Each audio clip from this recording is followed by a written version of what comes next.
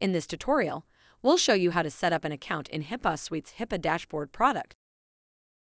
After downloading and installing the program, go to the Create an Account option. Then you fill out the form with your email address and password.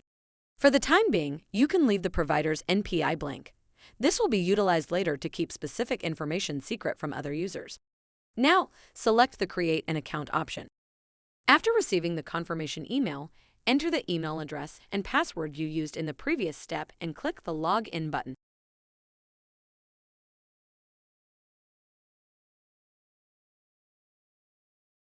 This is the HIPAA Dashboard home screen.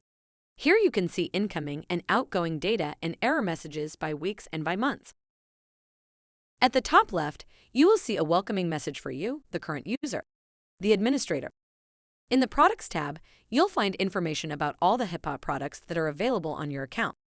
Under EDI Files Traffic, you'll find information about all incoming and outgoing EDI transactions that have been processed.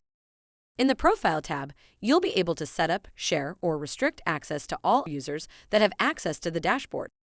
The Add Account tab will let you create accounts for new users. The View Users tab will let you see all the current users that have access to the HIPAA dashboard and their privileges or restrictions. The Table Logs will show all the information that is stored in all the tables that conform to the system. The About tab gives you information about the current software installation, version, etc. And the Help section is a guide for troubleshooting and solving common problems or questions that may arise. Please watch our next tutorial, which will explain all the dashboard's features in more detail. This concludes this video. Thank you for watching.